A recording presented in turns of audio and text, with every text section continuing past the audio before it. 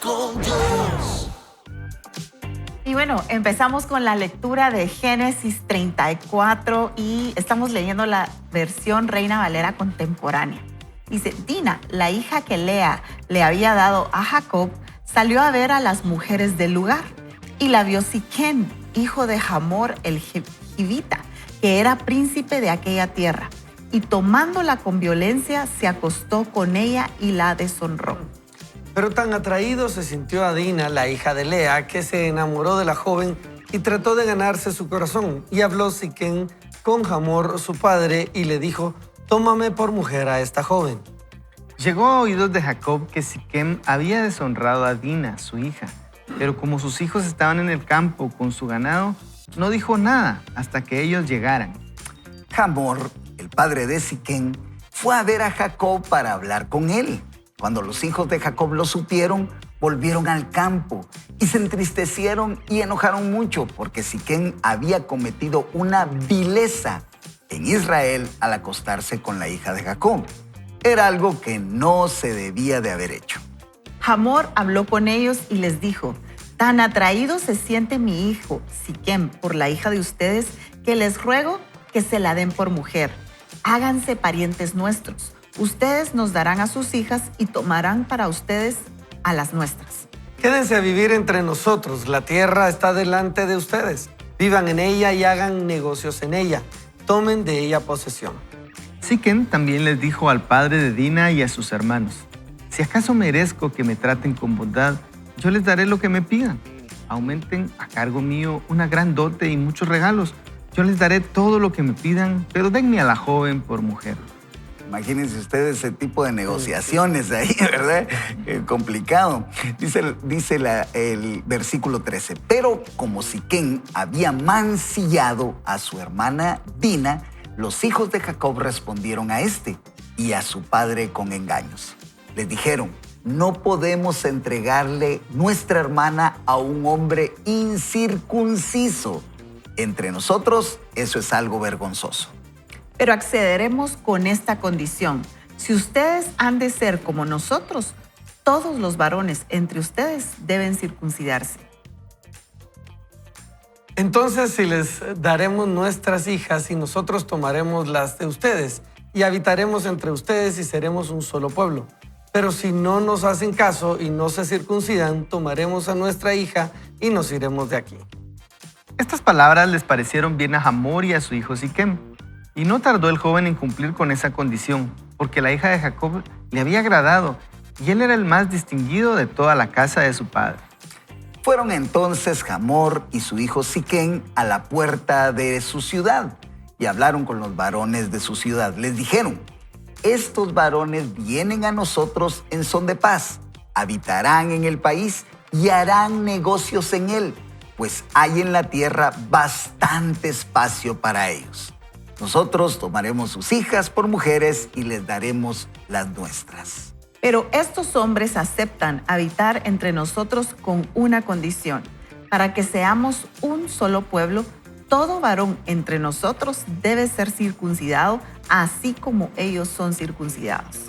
Su ganado y sus bienes y todas sus bestias serán nuestros. Solamente tenemos que aceptar de ellos que ellos habitarán con nosotros. Todos los que salían por la puerta de la ciudad obedecieron a Hamor y a su hijo Siquén y se circuncidaron a todo varón, es decir, a todos los que salían por la puerta de la ciudad. Pero al tercer día, cuando los hombres experimentaban los dolores más graves, Simeón y Leví, que eran dos de los hijos de Jacob y hermanos de Dina, tomaron cada uno su espada y fueron a la ciudad, la cual estaba desprevenida, y mataron a todos los varones. Mataron a filo de espada a Hamor y a su hijo Siquén, y luego de sacar a Dina de la casa de Siquén, se fueron. Los otros hijos de Jacob se lanzaron sobre los muertos y saquearon la ciudad, porque su hermana había sido deshonrada. Se llevaron ovejas, vacas y asnos, y todo lo que había en la ciudad y en el campo. También se llevaron todos los bienes que había en las casas, y se llevaron cautivos a todos sus niños y sus mujeres. Entonces Jacob les dijo a Simeón y Leví, ustedes me han creado un gran problema. Me han hecho odioso a los cananeos y fereceos, habitantes de esta tierra. Con los pocos hombres que tengo, ellos se juntarán contra mí y me atacarán, y yo y mi casa seremos destruidos. Pero ellos le respondieron, ¿y él tenía que tratar a nuestra hermana como a una ramera? Esta lectura del día de hoy de verdad que nos pone un poquito en ascuas, ¿verdad? Aquí discutíamos fuera del aire cómo manejar este tipo de historia y la verdad son de aquellas extrañas, ¿verdad? Que tienen una gran enseñanza y por lo tanto están en la palabra para exhortarnos y darnos el tipo de carácter que necesitamos en momentos de dificultad.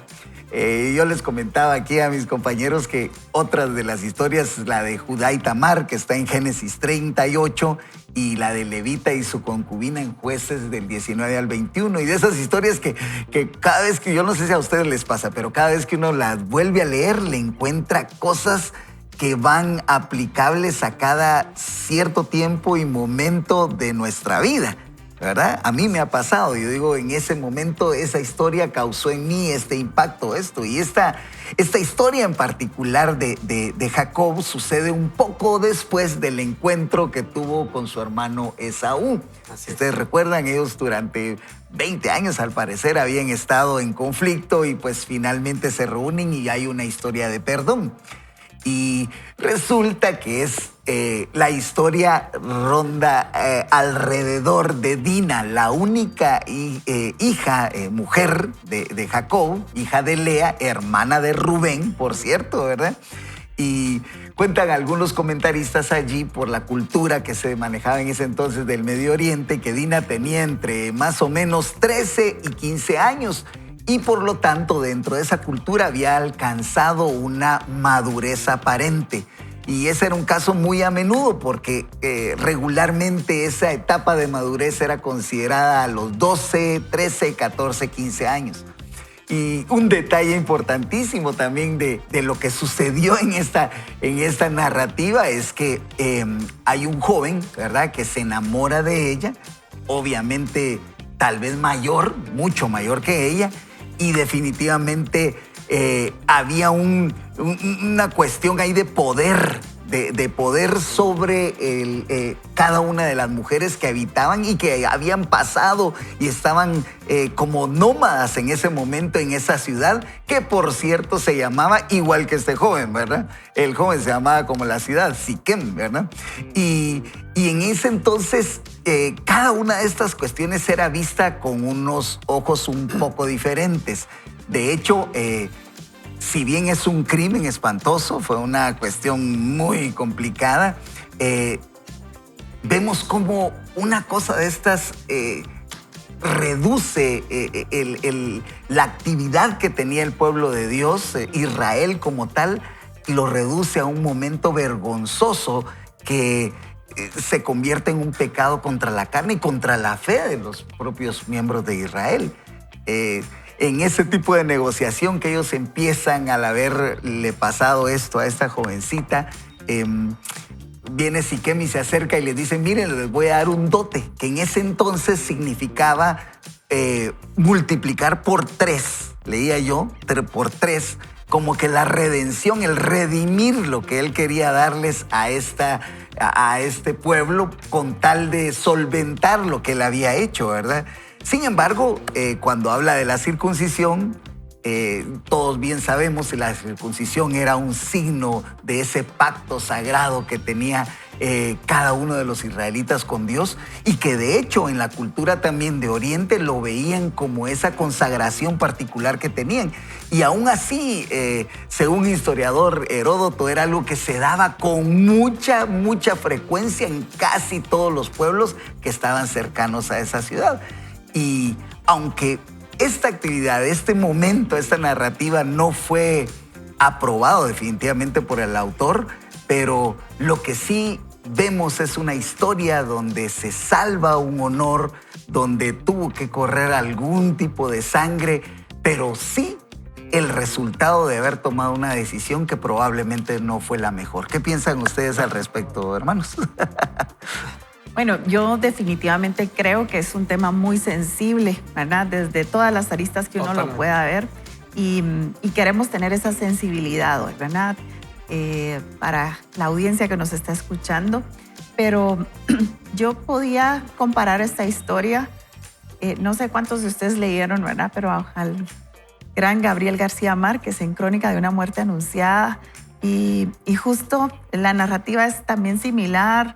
Hay unos hermanos que quieren salvar el honor y todo termina en una tragedia. Ah, sí. Y creo que con lo que yo me quedo es cuando nosotros tratamos de tomar la justicia en nuestras manos, cuando nosotros tratamos de resolver o de salvar el honor y tal vez otras cosas, puede que nosotros mismos seamos víctimas de nosotros mismos, de nuestro enojo, de ese desborde emocional que nos puede meter en un problema más grande.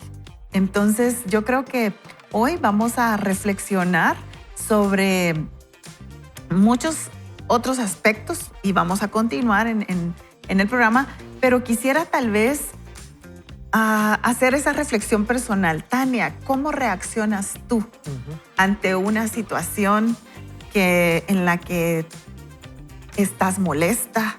Porque miren, es bien fácil centrarnos aquí en los personajes, pero a mí siempre me gusta como aplicarlo a mi vida Por supuesto. y decir, ¿cómo reacciono yo? ¿Será que yo también me desbordo emocionalmente? ¿Será que yo también pierdo el control de mi temperamento, pierdo el control de mis emociones? ¿Verdad? Cuando tal vez me enojo, porque aquí dice que los hermanos se entristecieron y se enojaron. Y como resultado de eso, ellos deciden actuar de la forma en que actuaron. Pero la pregunta que yo te hago hoy a ti, a ustedes amigos, a mí misma es, ¿y cómo reaccionamos nosotros cuando nos entristecemos o cuando nos enojamos? ¿Será que somos de los que le echamos el carro encima a alguien cuando tal vez no nos piden la vía, o con nuestros hijos o en nuestra casa? O sea, y eso realmente me hizo reflexionar mucho, porque recuérdense que el personaje que nosotros estamos estudiando en este libro es Jacob. Jacob, así. Y ayer, en el episodio de ayer, Jacob quedó en la parte... El héroe. Era el héroe. Héroe. Pero parece que ahora decimos, ¿y dónde está el héroe de ayer? Wow. ¿Verdad? Pero bueno, hasta ahí lo dejo. Eso es lo difícil, ¿verdad? Yo veo que toda la humanidad tenemos esa debilidad. Dios hizo al hombre a su imagen, dice en Génesis 1, pero también nos narra Génesis que el hombre cayó de ese estado y ahora tiene la naturaleza pecaminosa que dejamos entrar. Y creo que esa lucha la vemos todos. El hombre es capaz de hacer grandes cosas para bien y a la vez es capaz de hacer grandes cosas para mal y dejar que la maldad entre. A mí me llamó la atención un texto de Job que dice, ¿cómo crees que el hombre lo va a hacer bien? Un ser que se bebe la maldad como que fuera agua. Y creo que tenemos esa gran, ¿cómo diríamos? Ese gran contraste de la Dicotomía. capacidad del humano de hacer el mal, pero de hacer el bien también, porque llevamos la imagen de Dios. Entonces, creo que es la historia que la Biblia nos narra, que dice que todos nos descarriamos como ovejas, que cada quien se apartó por su camino. Y porque en este caso yo no miro buen personaje, ni creo que hayan rescatado el honor, ni nada de eso. Se mira que todo está hecho mal, digamos, ¿verdad? Y aún a pesar de la cultura, se mira que ellos se dan cuenta que estaba mal, no digamos ahora. Y creo que a veces nosotros pasamos por esas cosas, donde todo está mal. Y yo le miraría otras cosas prácticas. Dios ha dejado un rango de libertad y uno no debe ser ingenuo. Hay hombres malvados y a veces hay que tener puertas cerradas, barrotes, policías, abogados, ¿verdad? Sí. Y por otro lado, tenemos esa oportunidad de acercarnos al Señor y vivimos en ese rango, ¿verdad? Donde tenemos que hacer las cosas, no ser ingenuos y por el otro lado, aprender a seguir al Señor, aprender a confiar en Él. Creo que vemos una historia horrible que nos toca que leerla porque en el libro habla de eso, si no tal vez no la leeríamos. Pero que el Señor nos ayude a entender eso, de que vivimos en ese mundo, un mundo que no es el mundo perfecto, pero yo que entiendo que es el camino para el mundo perfecto que Dios cree crear en la eternidad. Así es, así es. Yo igualmente diría, nos debatimos entre Israel y Jacob, ¿verdad? Ustedes ser Israel, ser ese héroe de la historia que Dios quiere, ser ese Jacob, regresar a nuestra antigua naturaleza, no actuar, dejar que otros hagan en nombre nuestro y después echarles la culpa, ¿verdad? Ustedes, hay muchas circunstancias acá que vale la pena revisar, y por eso la Biblia lo que nos hace es exponernos a lo feo del ser humano y a la vez a lo hermoso que Dios puso en el ser humano y ese plan de salvación. A pesar de nosotros, Dios quiere salvarnos. A pesar de nosotros ser así, Dios quiere salvarnos y nos extiende ese mismo camino de escojan lo bueno, pues, escojan lo bueno a todos, no solamente a unos, porque si fuera por causa de uno, de repente uno le asignaría, este sí que entre, este no, este que se quede, estos hermanos de Dina que se queden afuera, mira lo que hicieron, si queden también, pero Dina, todos somos culpables de una cosa, alejarnos de Dios, pero también podemos ser responsables de una cosa, acercarnos a Dios, y dependiendo de hacia dónde nos vayamos, ¿verdad? Y cada vez que nos acerquemos más a Dios, vamos a tener repercusiones de nuestras decisiones diferentes de las que podríamos tener si hacemos aparte de Dios.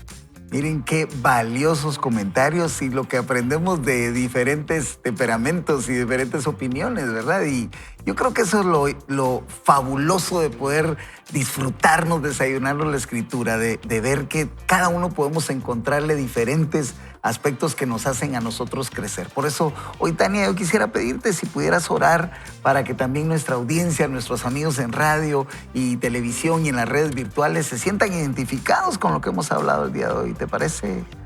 Así es, gracias por el privilegio y nuestro buen Dios, hoy te damos gracias porque a través de esta historia, que quizá no es de las historias más apasionantes que podemos leer en la palabra, pero tal vez muchos de nosotros podemos sentirnos identificados. A lo mejor algunos de nosotros hemos sido víctimas o quizás algunos de nosotros también hemos sido causantes de dolor en la vida de otras personas. Pero hoy te queremos pedir, primero, que tú nos ayudes a acercarnos cada día más a ti y que tú nos ayudes a restaurar las relaciones, a restaurar nuestro corazón, pero sobre todo a restaurar nuestra relación contigo.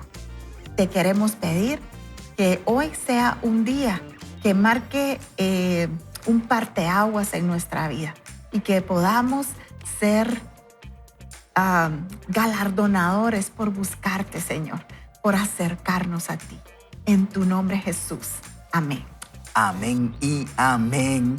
¿Verdad que la Biblia es algo que debemos disfrutarnos cada mañana? Y precisamente, Huguito, estamos en nuestro Bible Challenge, ¿verdad? Así es. La verdad que para todos los que estamos en el Bible Challenge, los felicitamos. Ya estamos en marzo y vamos ya leyendo Salmos. Hoy nos corresponde el Salmo 15, 16 y 17. Si usted aún no se ha unido, lo animamos a que nos acompañe. Puede empezar hoy, estamos ya en Salmos.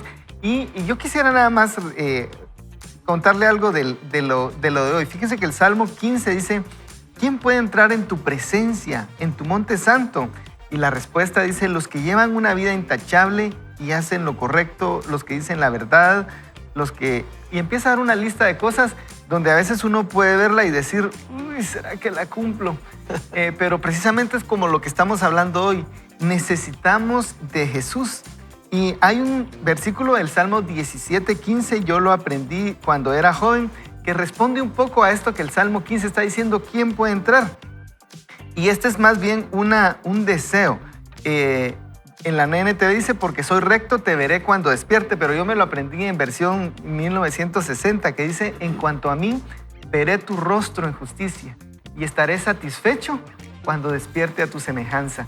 El Salmo 17:15 es una esperanza de esa vida futura que podemos tener, no porque nosotros hagamos las cosas bien, sino porque Jesús nos ha dado esa salvación.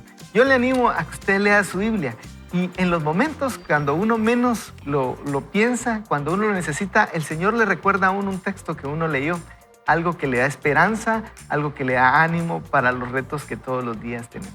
Así que, ¿listos con el Bible Challenge? Listo. Y hoy lo invito a que se quede con nosotros, no se desconecte. Vamos a ir a nuestro siguiente corte. Esto es Vaya con Dios. Gracia y misericordia es el incesable amor de Dios que nunca se da por vencido. El amor, más que amor.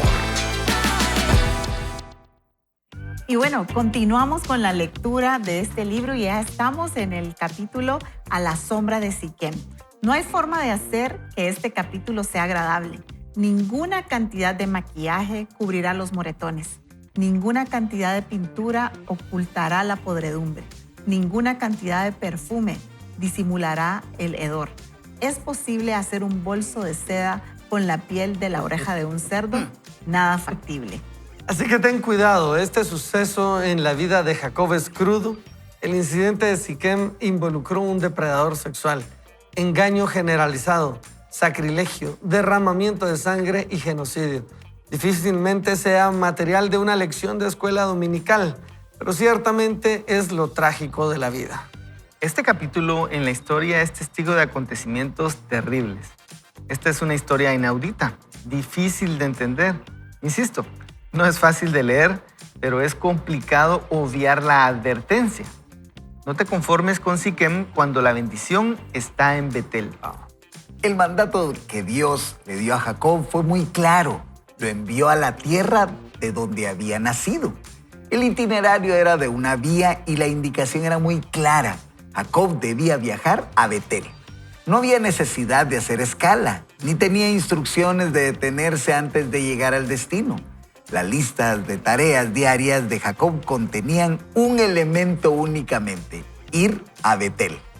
Entonces, ¿cómo explicamos estos dos versículos de Génesis 33, 18 y 19? Jacob llegó sin novedad a la ciudad de Siquem, que está en la tierra de Canaán, cuando vino de Padam Aram y acampó frente a la ciudad. Y la parcela de campo donde había plantado su tienda se la compró a los hijos de Hamor, padre de Siquem, por 100 monedas. Siquem estaba a solo 32 kilómetros de Betel. Escucha bien, 32 kilómetros nada más. Cerquita. Jacob había recorrido ya 800 kilómetros desde que huyó de Labán. Su objetivo estaba al alcance de la vista, pero se detuvo en seco. ¿Por qué plantó su tienda a la sombra de Siquem? Las excavaciones arqueológicas indican que Siquem, en ese punto de la historia, era una ciudad fortificada, imponente, ocupada por entre 500 y 1000 personas. La ciudad fue un antiguo centro comercial en la encrucijada de las rutas comerciales. El clan se detuvo al este del Jordán, en las tierras altas de Canaán. Allí se encontraron con algunos siquemitas. Hicieron algunos negocios, algunos amigos, compraron terrenos. Sin embargo, parecía que Jacob vivía para arrepentirse de cada decisión. En ese lugar, Dina, la única hija de Jacob, fue abusada por Siquem. Siquem era el hijo del rey. Llevaba el mismo nombre de la ciudad. Era un sinvergüenza que se obsesionó con Dina. La noticia de la violación llegó a oídos de Jacob y este no dijo nada. Su respuesta fue una fría apatía y una indiferente insensibilidad. Los hermanos de Dina no eran tan pacíficos como su padre. Ellos vieron correctamente la atrocidad como un acto contra el pueblo de Dios. La ira brilló en sus ojos e hizo fruncir sus labios. Y Jacob, silente como la muerte. En ningún momento defendió la honra de Dina. Por el amor de Dios, defiende a tu hija. Habla por tu familia. Sin embargo, no hizo nada. El tren de Jacob se descarriló. ¿De verdad se atrevió a descartar este acto de cruda misoginia? Los hijos de Jacob no hicieron eso. Su hermana había sido violada sexualmente. No iban a quedarse sentados sin hacer nada. Simeón y Leví, hermanos de sangre de Dina, presentaron lo que pronto se hizo evidente: uno de los complots más oscuros y nauseabundos de la Biblia, en el cual el desenlace era la venganza. A través de engaños bien pensados con los antecedentes de lujuria, violación, mentira y codicia, llevaron su plan a cabo y como resultado no se salvó ni una casa. Los soldados de Siquem fueron silenciados.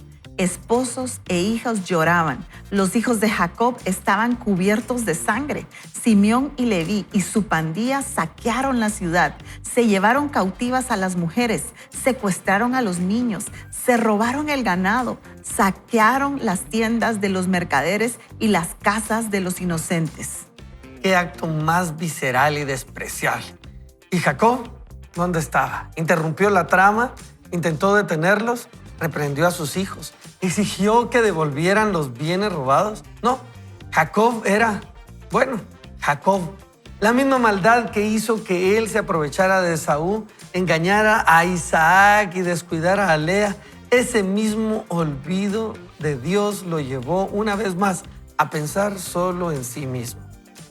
Jacob con su desinterés y falta de involucramiento, y Simeón y Leví con su sed de venganza, provocaron un problema muy serio cuando tomaron sus propias decisiones. ¿Dónde está Dios en medio de todo esto? Nadie le pide sabiduría, nadie ora por fortaleza. Y en consecuencia, Jacob no se llama Israel.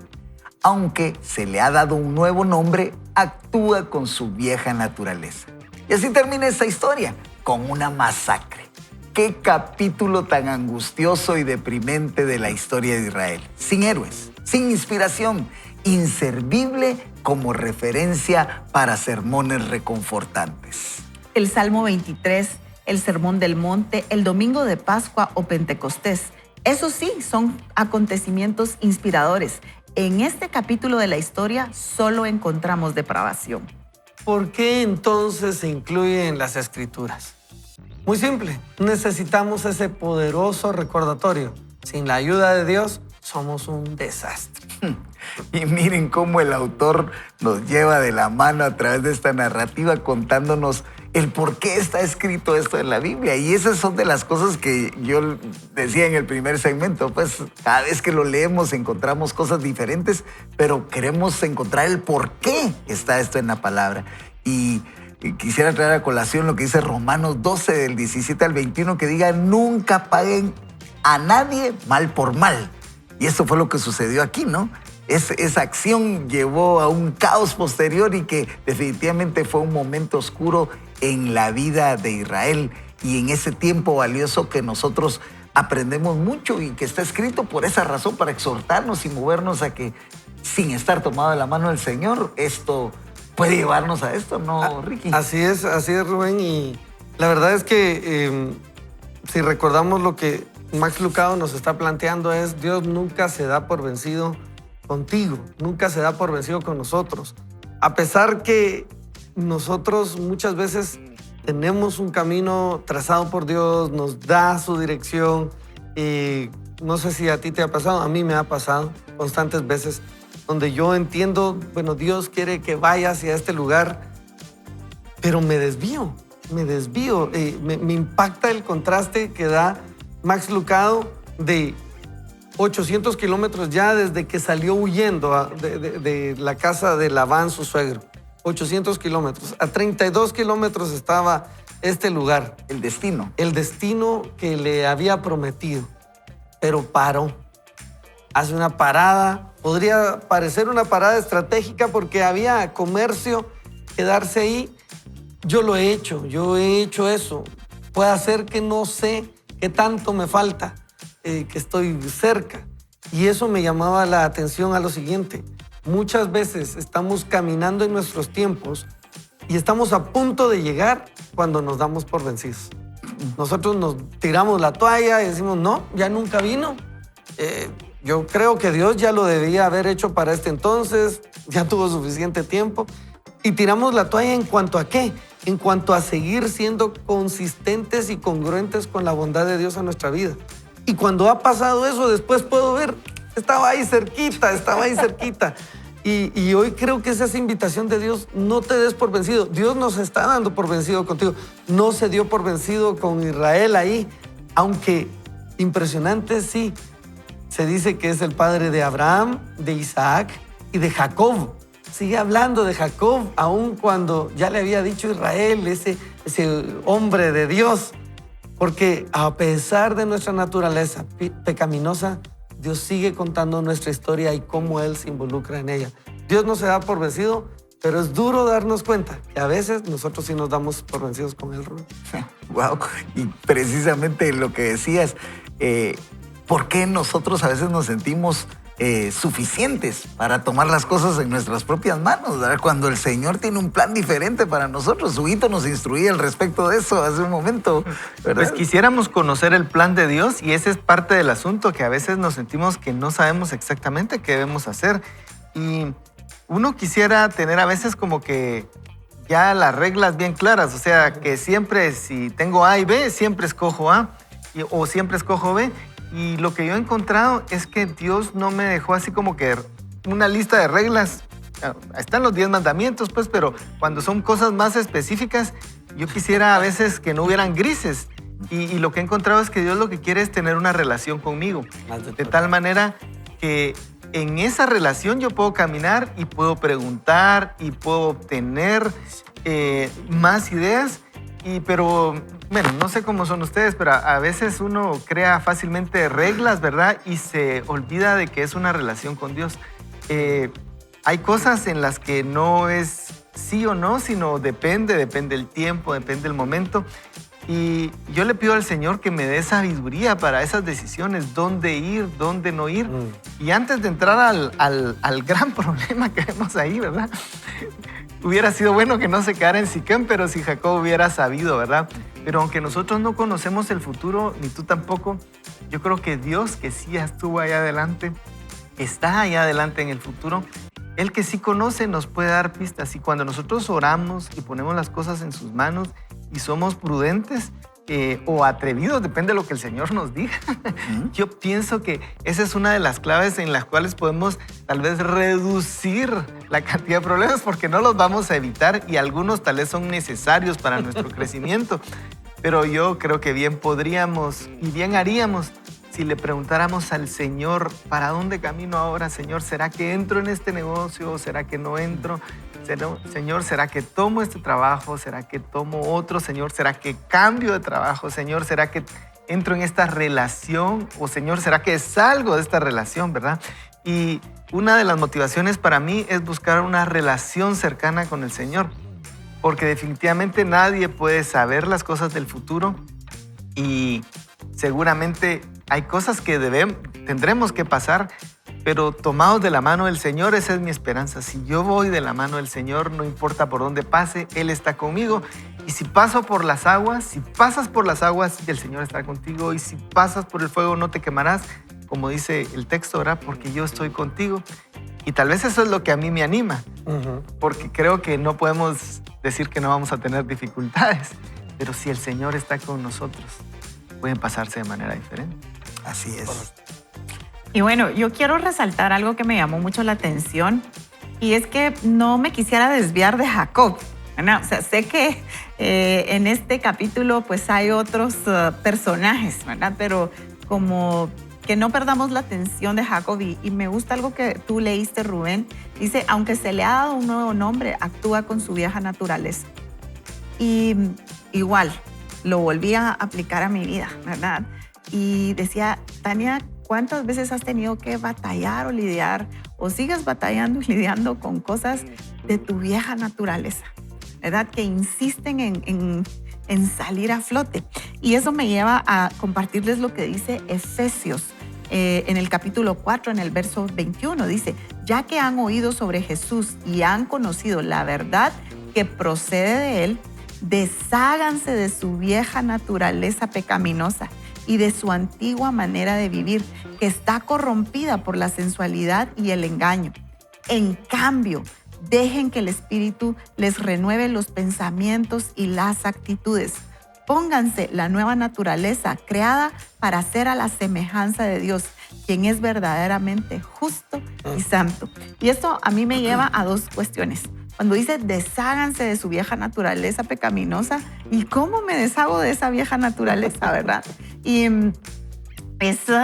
algunas otras versiones dicen despójense, ¿verdad? Y me recuerdo una vez que oí una enseñanza sobre esto, y la persona, para ejemplificarlo, literalmente se quitó como un abrigo.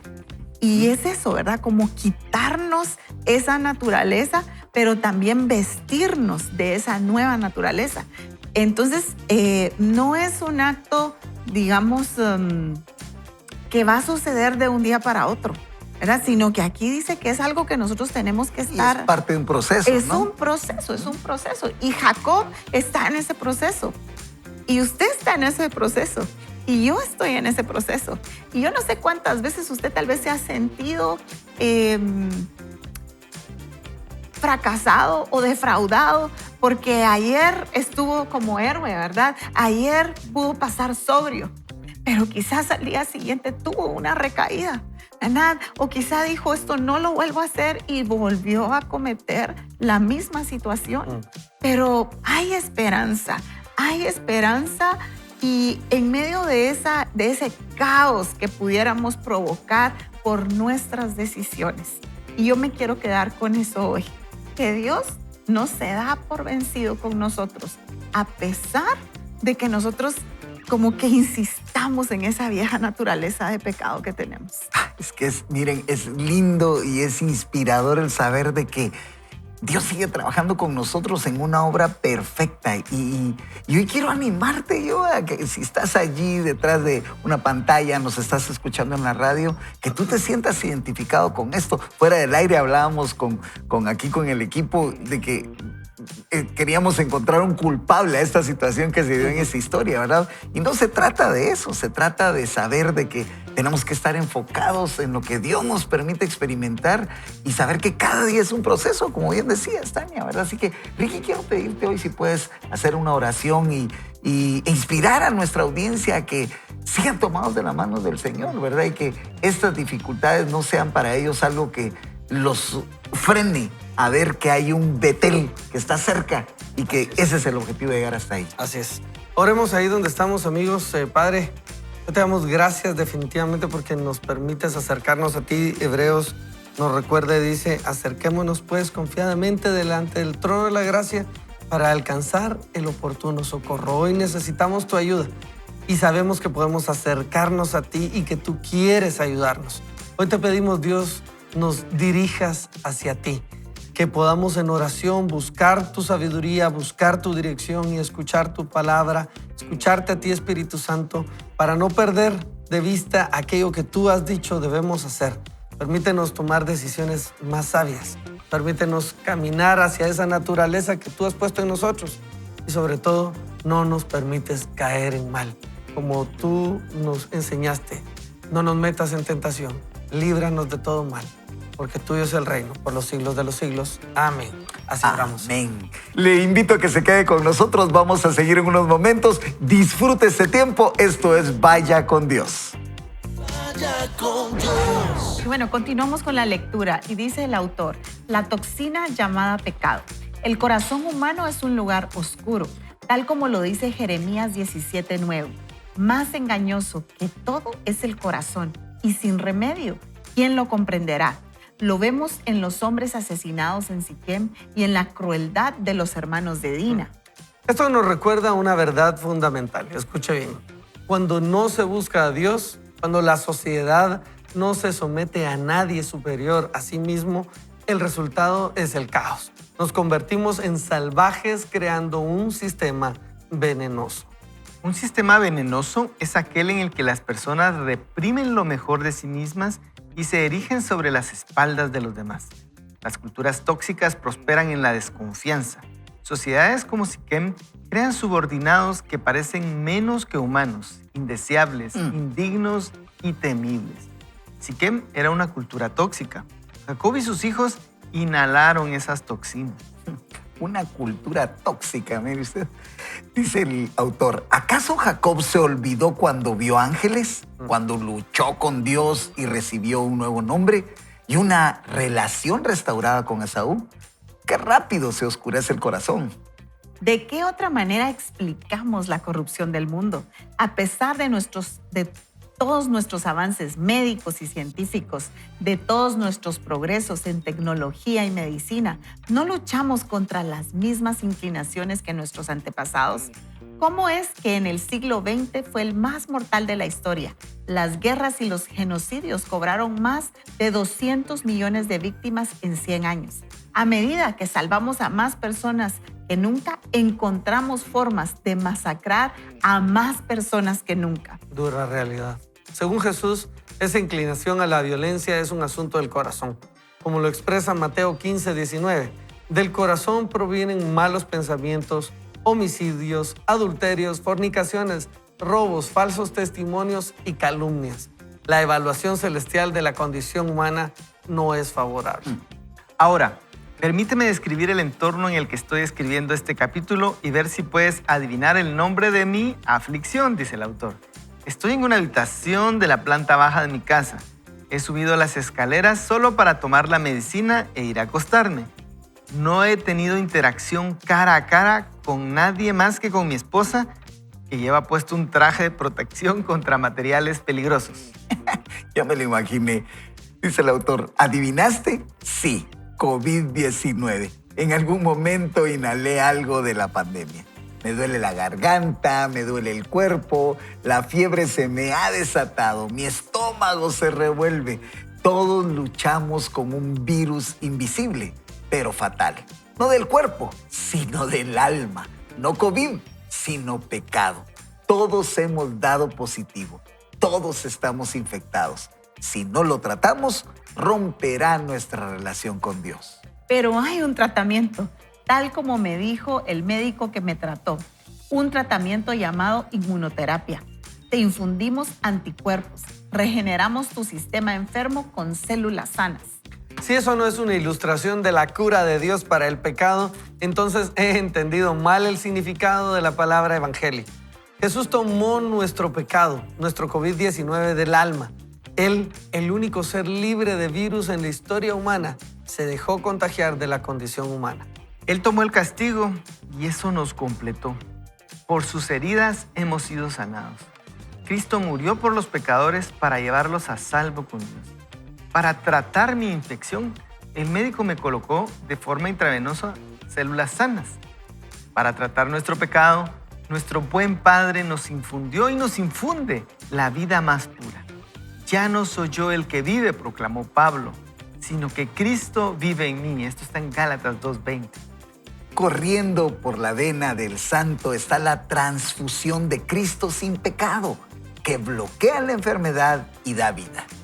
Dios nos da lo que el doctor me dio, una evaluación sincera de mi condición y una provisión misericordiosa para tratarla.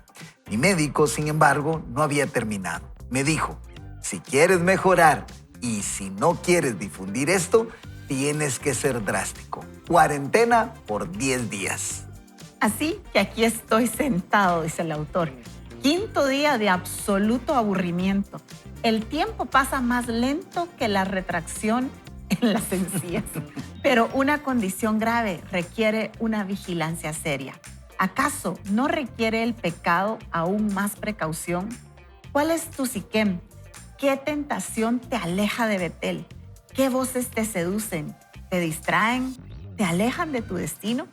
Para ser claro, si tienes el don de Cristo en tu corazón, estás preparado para la vida.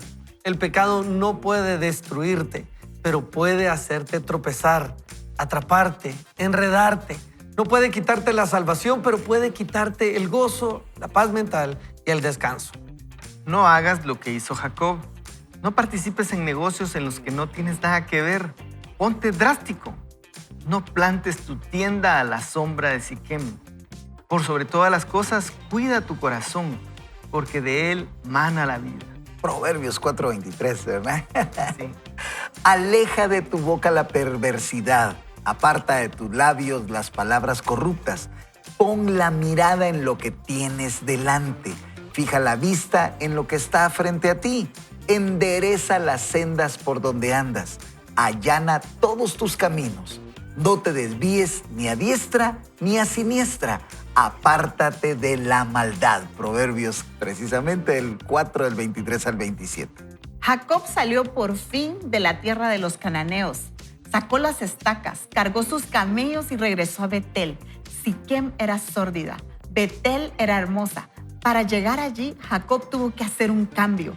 Haz tú lo mismo. No te detengas en Siquem cuando la bendición está en Betel.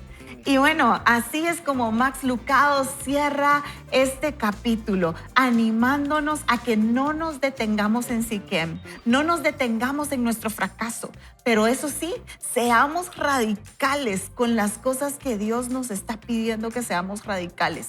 Si tienes que cortar tus tarjetas de crédito, si tienes que alejarte de esos amigos, si tienes incluso que cambiarte de trabajo para poderte alejar de eso que te está distrayendo de tu relación con Dios, hazlo hoy. Decide hacer un cambio.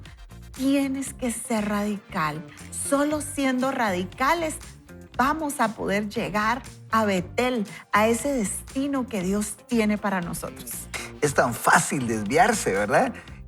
Quedarse en el lugar donde tal vez vemos la comodidad o donde encontramos un aparente final de lo que queremos en nuestra historia.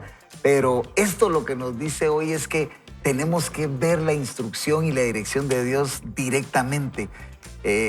Algo que leía Ricky decía, cuando no se busca a Dios, cuando la sociedad no se somete a nadie superior a sí mismo, el resultado es el caos. Y aquí es donde en la ecuación tenemos que involucrar al Señor, Huguito. Sí. Y a mí me gusta mucho el texto que nos puso el autor ahí, ¿verdad? Proverbios 4, 23 al 27. Tal vez la parte más conocida es cuando dice que guardemos nuestro corazón, pero cuando uno sigue la lectura, realmente es una lectura muy bonita. Yo quisiera recordarte y releer esta parte donde dice, pon la mirada en lo que tienes adelante. Fija la vista en lo que está frente a ti. A veces hay cosas que tenemos también que dejar en el pasado, que ya pasó, ¿verdad? Pero podemos ver hacia adelante. Dice, endereza las sendas por donde andas, allana tus caminos y no te desvíes a diestra ni a siniestra, apártate de la maldad. Creo que Dios es un Dios de muchas oportunidades, de segundas oportunidades, dicen, ¿verdad? Pero de terceras, de cuartas, de quintas. Y a veces tenemos que aprender a dejar el pasado atrás y ver qué es lo que el Señor pone para nosotros. No diciendo, como a veces uno dice, nunca más voy a hacer esto, sino diciendo, Señor, voy a aprender a confiar en ti y a seguirte. Yo tengo que reconocer que a veces voy hacia el mal y a mí me ha costado eso, decir, Señor, yo quiero confiar en ti y aplicar ese texto donde dice, bástate mi gracia, ¿verdad? Entonces, tengo que ver para adelante, tengo que confiar en el Señor. Yo sé que Él está transformando mi corazón. Él tiene buenos planes para mí y con esa confianza avanzar. A pesar de que la lectura estuvo dura, yo quiero dejarte con esa idea. Pon tu vista para adelante, endereza tus sendas. Si tienes cosas que cambiar, como Tania nos llamaba al cambio, toma la acción, pero no estés lamentando lo que pasó, más bien haz lo que te corresponde hacer, pon acción, ¿verdad? No solo pensamiento, no solamente planes, sino ya tocan que hacer las cosas. Si tú estabas esperando una señal, ya toca que hacer las cosas. Esta es tu señal. Esta es la señal, ¿verdad? No esperes más, ¿verdad? Buenísimo. Recientemente hemos estado meditando en una frase que estamos todavía dándole vuelta con la familia. Y es, la sociedad actual nos dicen, es mejor pedir perdón que pedir permiso. ¿Verdad ustedes? Pero cuando estamos en Dios, creo que es mejor pedir permiso, porque con el permiso viene la bendición. Amén. Y con el perdón implica que hubo dolor. Así que nosotros decidimos cómo avanzamos en la vida. O pidiendo perdón por todo, lo cual implica que nos ha dolido a nosotros y hemos generado dolor a otros. O pidiendo permiso a Dios, lo cual implica tener la bendición de Dios. Y con la bendición de Dios vendrá la dirección de Dios. A veces, como bien decía Huguito, no va a venir en el tiempo que nosotros creemos o queremos. No nos va a venir el plan entero. A veces solo es un paso siguiente. A veces es solamente esa protección mientras estamos parados y pareciera que no avanzamos, pero Dios está con nosotros. Lo importante es pedir la bendición a Dios. Si tú tomas un momento hoy y le pides bendición a Dios, Él puede librarte de un camino que no quieres. Él puede librarte de circunstancias adversas. O puede, aún en medio de las circunstancias adversas, acompañarte. Lo importante es recordar que Dios nos está llamando de ser un Jacob, un engañador, a vivir como un Israel, alguien escogido y apartado por Dios, que tiene un rumbo correcto y que en camino va a tener que irse enderezando. Saben, lo interesante es que incluso los hijos de Jacob sufrieron repercusiones duras, pero lo importante es que Dios no solo está pensando en hoy, Dios está pensando en un futuro. Dios está pensando en generaciones y Dios está pensando en una eternidad. Así que si Dios está pensando en lo eterno, te invito a que pienses en lo eterno, que le pidas a Dios su dirección y que te esperes. Dios quiere llevarte de la mano si tan solo tú no te quieres soltar de Él. Y qué sencillo es también muchas veces tomarlo en nuestras propias manos, las cosas, ¿verdad? Y tratarlo de hacer con nuestro esfuerzo, con lo que creemos nosotros que tenemos la capacidad, tal vez conferida por Dios, pero nos olvidamos de Él. Esta historia también de lo que más me refleja es que en ningún momento le preguntaron nada al Señor, ¿verdad? Ajá. Ellos lo hicieron ellos por sí solos. Hubo rencor, hubo odio, hubo tantas cosas, pero no le preguntaron al Señor, no se detuvieron en esa carrera, en esa aventura inmediata, no se detuvieron a decirle, Señor, ¿qué debemos hacer acá? Y yo quiero motivarte ahí donde estás, que tengas esa dependencia de Dios en esas decisiones, desde las más pequeñas hasta las que implican resultados que probablemente transformen tu vida de una forma diferente y no necesariamente bien, sino que van a tener una trascendencia en tu futuro. Que te acerques y le preguntes al Señor qué es lo que Él está esperando de ti, qué es lo que Él quiere ponerte en tus manos para que tú las puedas manejar y que, como hemos mencionado durante todo el programa, si estás tomado de su mano, si estás confiando en Él, si sabes que el corazón es engañoso, pero si te rindes y sobre toda cosa guardas lo que Él puso en tu corazón, te aseguro que tus planes tendrán éxito, dice el libro de Proverbios, porque los estás entregando y poniendo en sus manos. Yo creo que eso es lo más valioso de lo que podemos rescatar el día de hoy, ¿no es así, Tania? Así es, y yo quisiera compartir Isaías 57:18 y dice, he visto cómo han actuado, pero los sanaré, los guiaré y les ayudaré, y consolaré a los que lloren. Ofrezco paz a todos, a los que están cerca y a los que están lejos. Y realmente este versículo, Dios nos está diciendo, primero, si usted ha sido herido, Dios dice, quiero sanarte. Si usted está confundido, Dios dice, quiero guiarte. Si alguna vez ha sentido que nadie entiende su problema, Dios dice, quiero consolarte. Y si se siente ansioso, preocupado y temeroso, Dios dice, quiero ofrecerte paz. Así que es apasionante saber cómo a pesar de nosotros mismos, cómo a pesar de nuestras pésimas decisiones, de los problemas y del dolor que muchas veces hemos ocasionado a otros, Dios siempre dice, yo estoy aquí y yo los quiero sanar y quiero rescatarlos. Así que esta semana yo le invito a que no se pierda el cierre de este libro, porque faltan todavía 3 días más y vamos a ver ese desenlace final en la vida de Jacob. Y eso es súper interesante. Por eso hoy quiero invitarte a que hagamos juntos una oración, que nos pongamos delante de Él, nos entreguemos y que le pongamos en sus manos nuestros planes, los proyectos, y que no nos detengamos allí, que nos atrevamos a preguntarle a Él. ¿Qué tal si me acompañan orando? Padre, te doy gracias. Qué privilegio el que tenemos esta mañana de nutrirnos con esta palabra, de ser motivados, Señor, a tener siempre la inspiración de estar a tu lado, Señor, de depender de ti, de tomar decisiones con base a lo que tú, Dios, nos estás hablando a través de tu Espíritu Santo. Dios, gracias porque pones también en nuestras manos, en nuestra mente y corazón, lecturas, Dios, que nos edifican, donde nos das esa esperanza de saber de que tú aún nunca te darás vencido con nosotros. No te darás vencido conmigo ni con aquellos amigos que están allí, Señor, porque tú has depositado en cada uno de nosotros ese deseo de confiar en ti, de tener esa esperanza, Señor, que no menoscaba el que, aún siendo malos, tú los bendices, Señor. Y eso es lo que queremos experimentar en esta mañana y en el resto de esta semana. Gracias, bendito Dios. En tu santo nombre oramos. Amén y amén. Así rápidamente, ¿qué tal si hacemos unos breves comentarios para terminar este tiempo?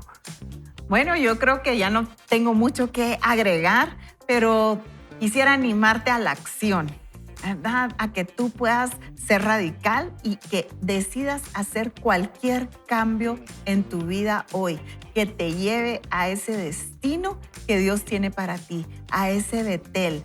No te quedes en Siquem, avanza, porque Dios ha prometido estar contigo. Así es, amigos, yo quiero invitarles a que pidamos a Dios por su permiso y con eso recibamos su bendición. Como bien decía Tania, no nos quedemos lamentándonos por el pasado, sigamos porque Dios tiene un futuro lleno de esperanza adelante. Muy bien, yo recuerdo que, como el autor nos decía, Jesús es la medicina para la infección del pecado de la cual todos estamos infectados. Así que yo te invito a que recibas en tu corazón a Jesús, que tú le adoptes, que tú seas un discípulo de Jesús. Y como nos decía el autor, pongamos nuestra mirada hacia adelante, dejando el pasado atrás y viendo lo que el Señor tiene para nosotros. Y recordemos que estamos en una semana aprendiendo de lo fabuloso que es seguir el plan de Dios y que Él nunca se da por vencido con nosotros. No se ha dado por vencido conmigo, ni con Ricky, ni con Hugo, ni Tania. Dios está a tu lado y este es un buen tiempo para que ustedes puedan comprender de que Dios tiene un plan maravilloso. ¿Y cuándo puede empezar? Hoy es el día para empezar. Así que les dejo el mensaje de siempre. No vaya solo ni mal acompañado. Vaya con Dios. Nos vemos a la próxima y bendiciones. Vaya con Dios.